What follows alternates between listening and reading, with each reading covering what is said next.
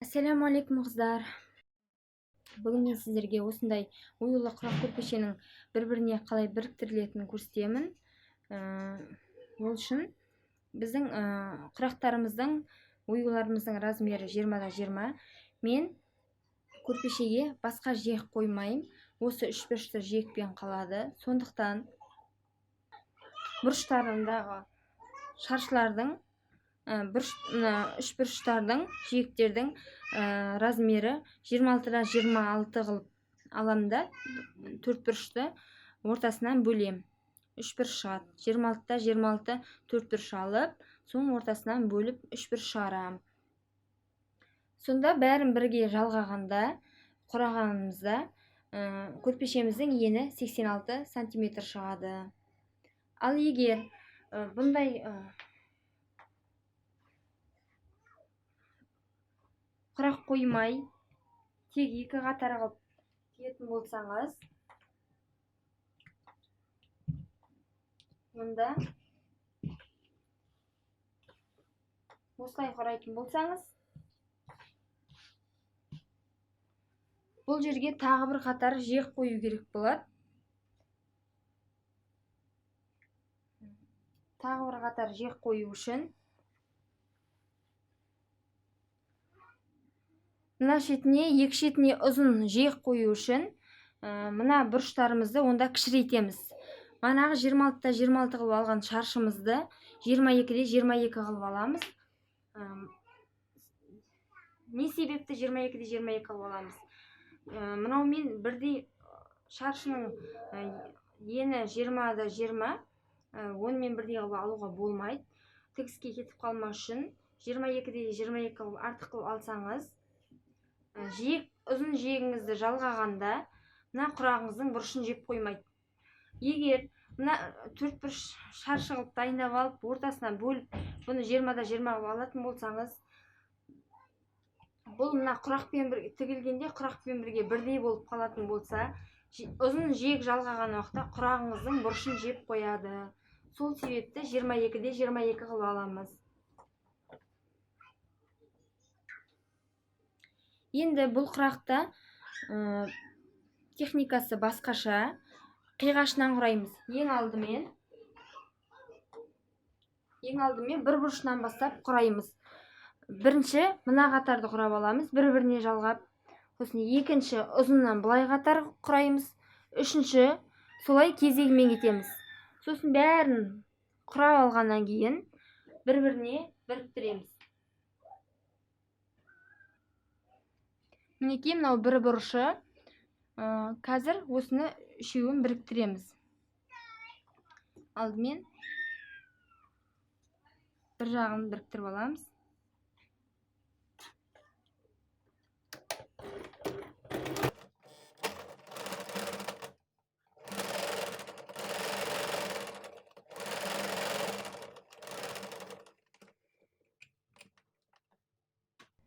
Мінекей бір жағын біріктірдік.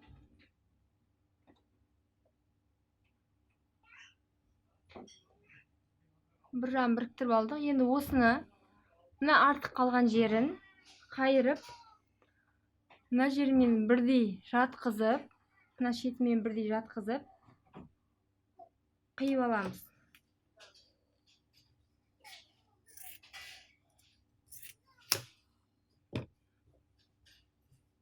Мінекей. Енді екіншісін біріктіреміз.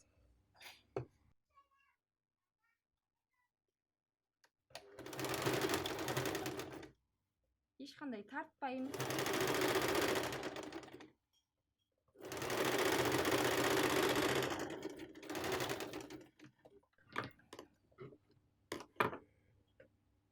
Артық жерін қиып тастаймыз. Бірге бірдей қылып жатқызып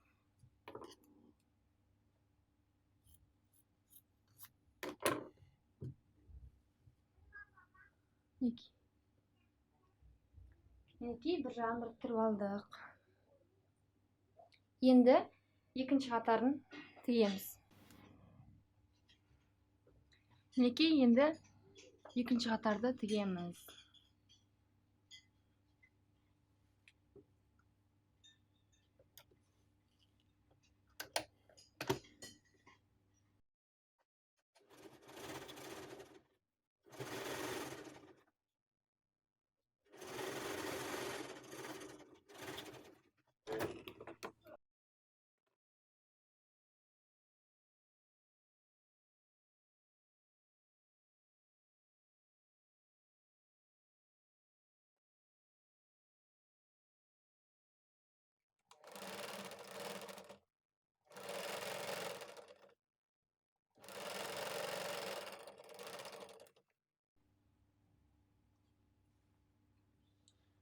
Мына жаңа бірінші тіккен міне осылай тегіс жату керек. Бірінші тіккен бұрышымызды қиып алайық. Бірдей қылып қоямыз.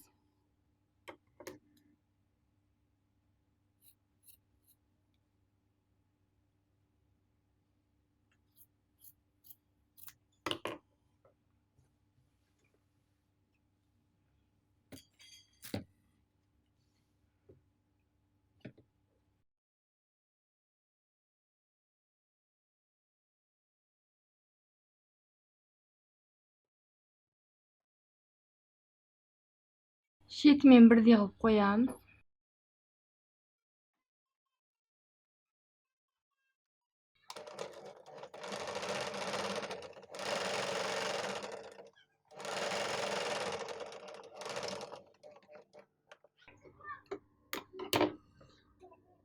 Артық жерін қиып тастаймыз.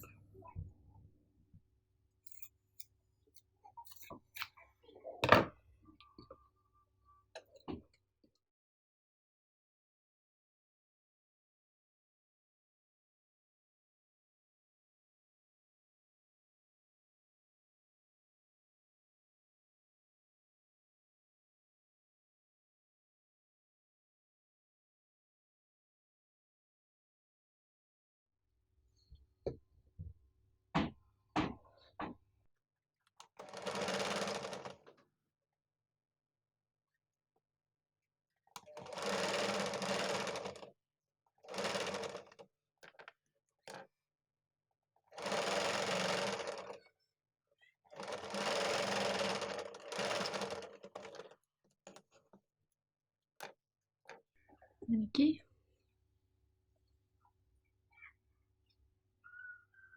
Мінекей бірінші қатарымызбен екінші қатарымызды тігіп алдық. Енді осы екеуінің ұзынан арасын жалғаймыз.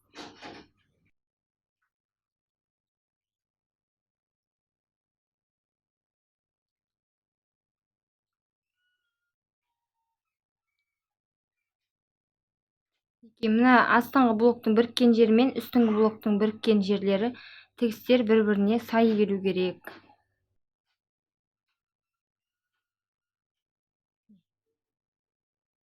Астыңғы блоктың біріккен жері, үстіңгі блоктың біріккен жері тігістері бір-біріне сай болу керек. Осылай тігіп аламыз.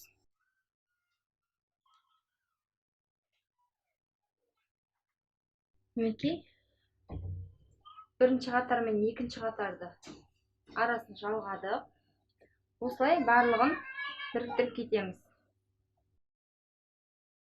Мінекей қыздар, енді мына көрпенің төрт бұрышына жиек тігу үшін мына бұрышын өлшейміз.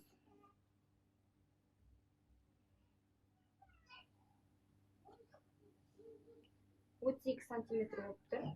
2 сантиметр артық қылып аламыз. 34 сантиметр, 34 квадрат қиып аламыз.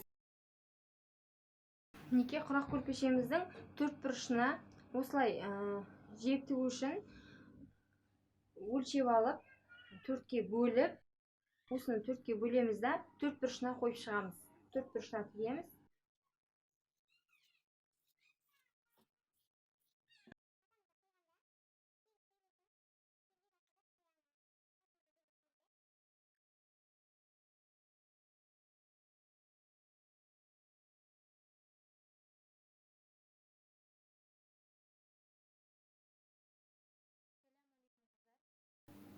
мінекей мынау ұзын көрпешеміздің астары.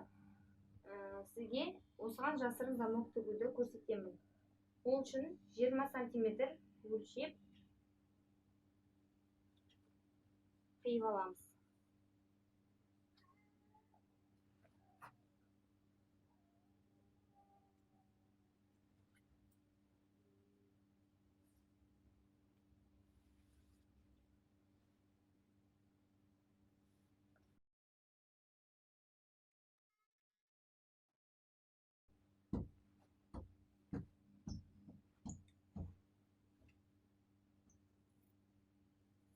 Матамызды жерге жатқан жерінен қайшымызды жерге тигізіп, осылай тіке қиып аламыз.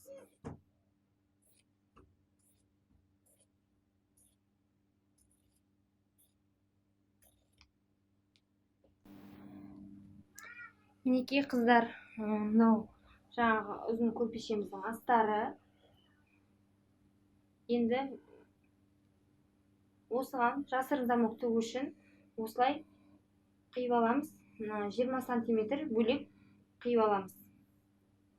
Екеуінің арасына жасырын замок тігеміз.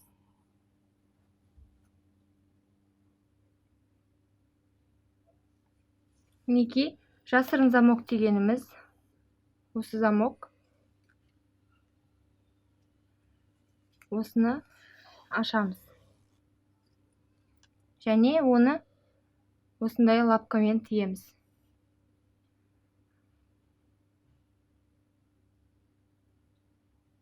Лапка для потайной замки. Мінекей астында екі қуысы бар. Осыған замоктың тісі кіріп тұру керек. Алдымен машинамыздың өзінің лапкасын аламыз.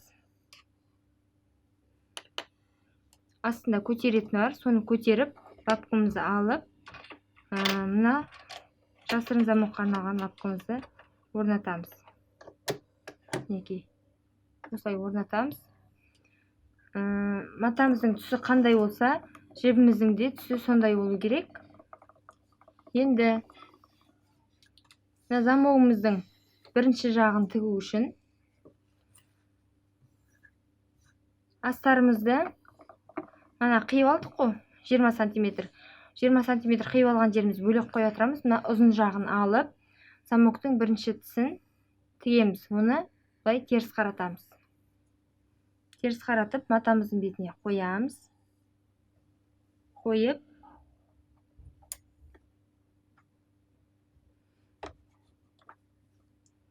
мына замогымызды сәл қайырамыз. Мінекей былай қайырамыз. Қайырып, жаңағы лапканың астындағы бірінші тесікке кіргіземіз. Кигізіп, инемізді батырамыз. Инеміз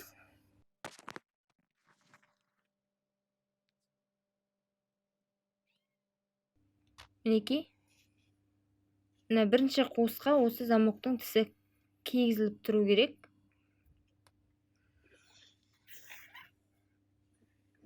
Және де ине тістің түбінен кіріп тұру керек. Мына шет жағынан емес.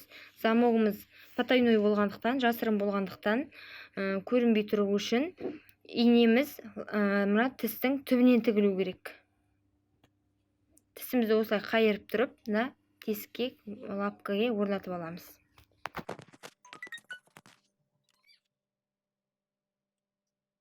Енді тігеміз.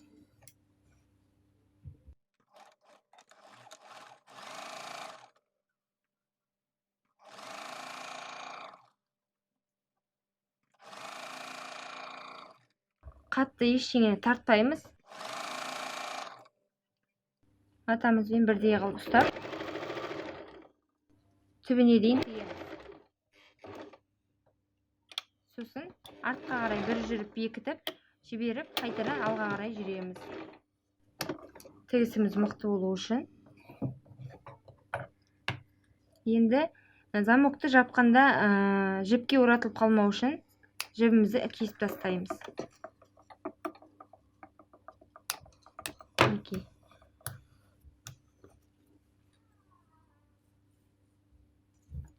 Енді екінші жағын тігу үшін манағы кесіп алған 20 сантиметр матамыздың шетінен кесіп алған 20 см матамызды қоямыз.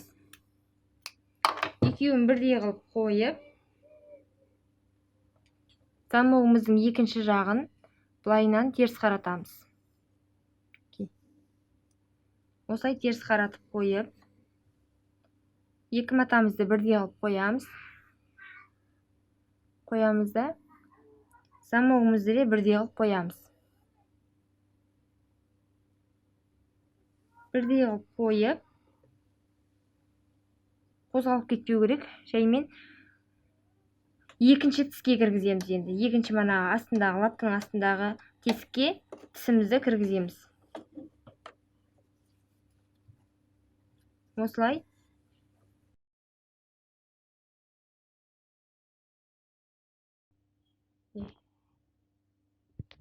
Мана бірінші жағын тіккенде бірінші тесікке кіріп тұрды. Енді екінші замогымыз тігетін уақытта екінші тесікке кіріп тұру керек. Инеміз осы мына замоктың тістерінің түбінен жүріп отыру керек. Ал кеттік, енді тігеміз.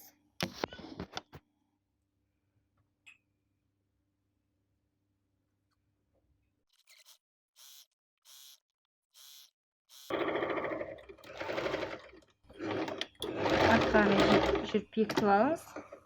Енді мына жіп замокты жапқанда кедергі болмау үшін түбінен қиып тастаңыз. Мінекей.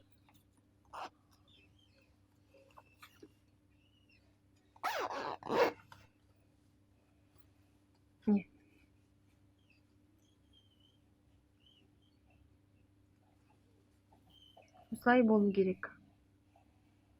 Замогымыз көрінбей тұрады.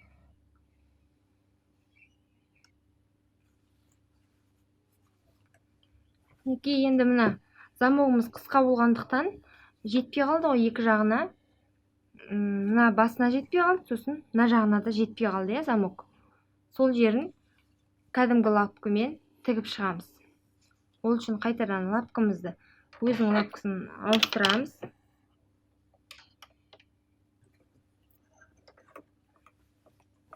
Мына басын, замок жетпей қалған жерді бірге ұстаймыз.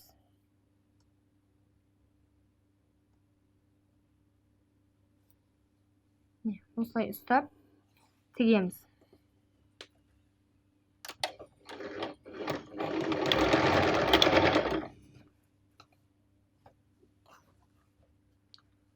Мына замокты бастап тіккен тігісіміз сол жерге дейін жүргізіп шығамыз. Замок басталған жерге дейін, мына тігіске дейін тігіп шығамыз біріктіріп.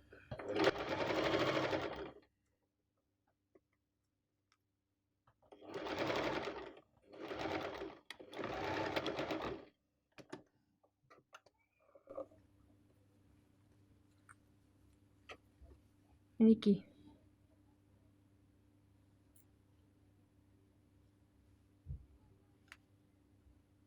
Тігіп шықтық.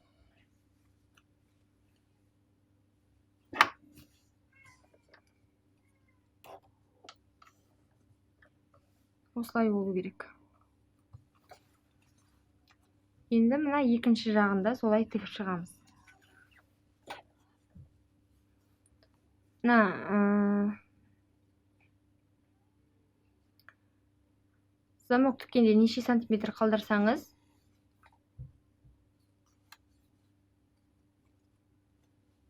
мына жерде де сондай қалдырып тігесіз.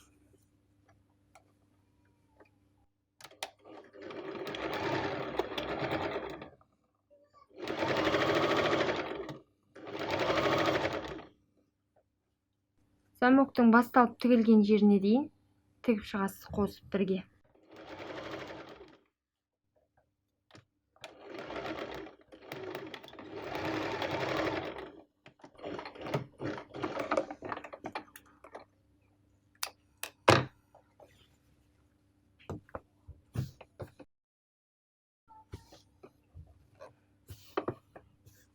Мінекей, замогымыздың жетпей қалған жерін осылай тігіп шығамыз.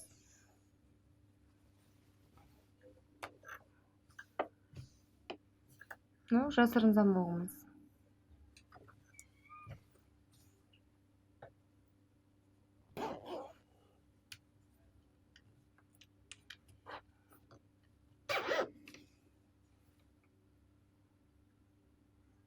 Мінекей қыздар, мынау көрпешеміз. Бүгін мен сіздерге көрпешеге астар тігуді көрсетемін. Алдыңғы видеода жасырын замок тіктік. Енді осы астарды көрпешеміздің астына тігуіміз керек. Ол үшін көрпешемізді оң қаратып жаямыз. Астарымызды да оң жағын көрпешеге қаратып жаямыз. Осылай жайып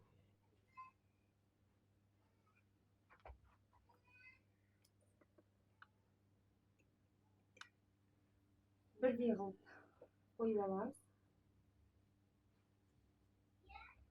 Енді инелермен қыстырып аламыз. Тегіс жерге жатқызып қойып, барлығын ерінбей инемен қыстырып шығамыз.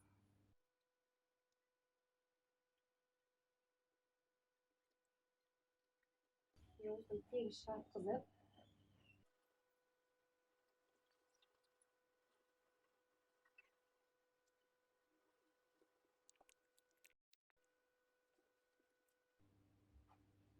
осылай тегіс төсеп аламыз да.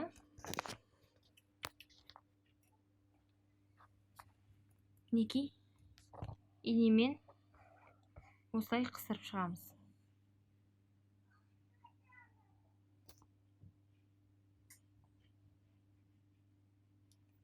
Инені былайынан қыстырмайсыз, осылайынан қыстырасыз.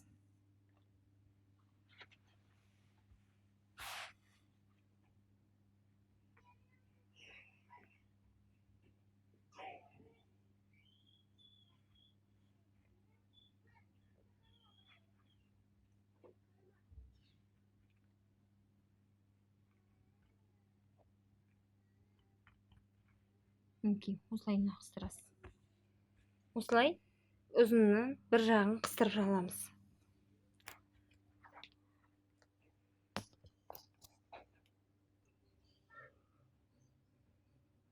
Мінекей бәрін инемен түйреп алдық. Енді тігеміз.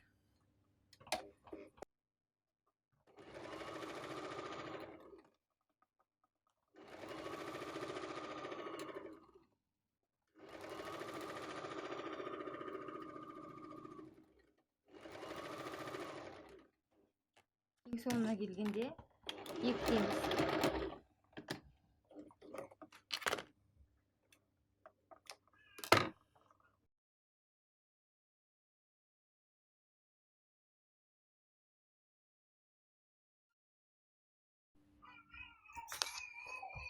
Мінекей бір шетін тігіп шықтым. Енді мына артық жерін кесіп тастаймыз.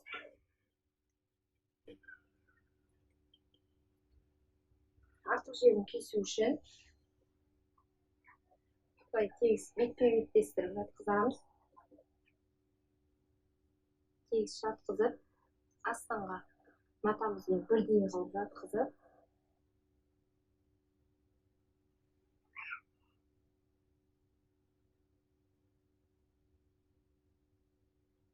осы астан артық жерін кесіп тастаймыз.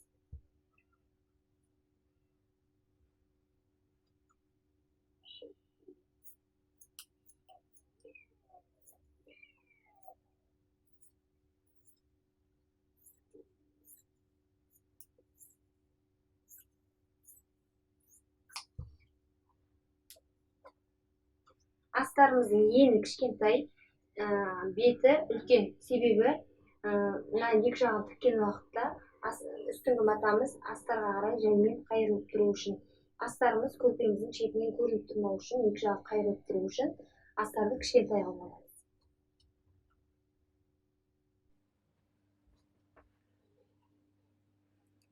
Енді мына екінші шетін инелермен түйреп аламыз. мына шетін былай тартып бірдей қылып екінші шетін дәл жаңағыдай қылып қыстырып шығамыз.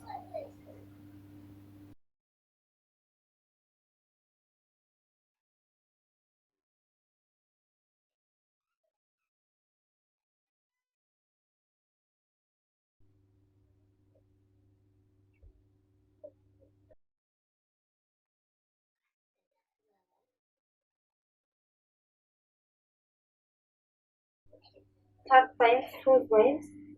Еркін тегіс жатқызып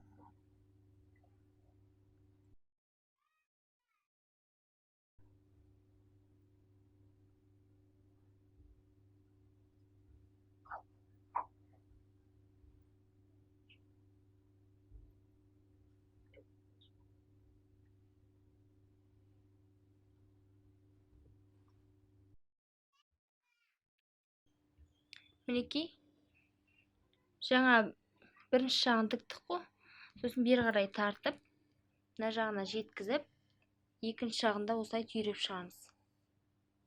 Енді осыны тігіп аламыз. Қыздар, енді көрпешеміздің екінші жағын тігеміз.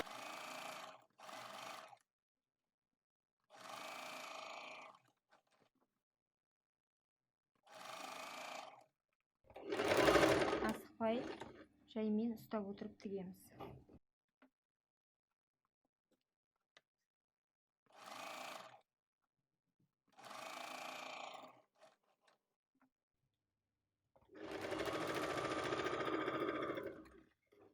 Осылай екінші қатарда тігіп шығамыз.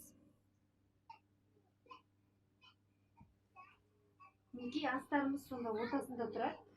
Екі шеті сәл астына қайырлады астарға қарай. Енді осыны инемен қыстырып аламыз. Екі жағынан бірдей қалдырамыз. Бірдей қалдырып, инемен тағы қыстырып аламыз.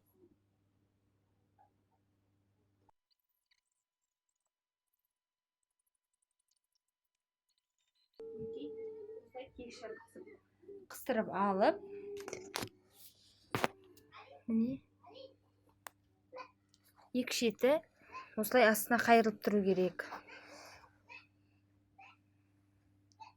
Мінекей мына жақты тігіп зигзагтадым. Осы екі жағынан астына қайырып, инемен осылай тегіс жатқызып қыстырып алып, тігіп шығасыз. Мінекей бір басын тігіп зигзагтап алдым. Сіздерге түсінікті болу үшін астында көк жіппен тіктім.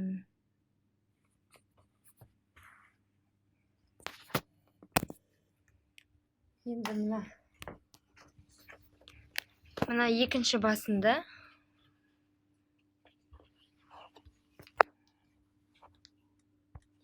осылай қайырып, мына жағынан да осылай екі жағынан бірдей алып қайырасыз да инемен қыстырып тігіп аласыз. Сосын мықты болу үшін шеттерін осылай зигзагтап, немесе оверлок машинаңыз болса, оверлоктап алғаныңыз дұрыс.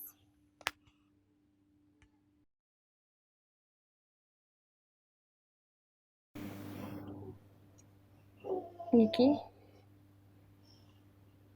көрпеше дайын.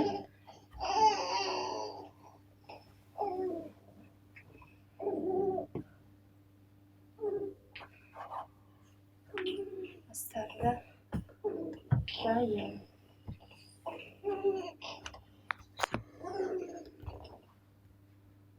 Осылай екі шеті астына сәл қайырылып тұрады.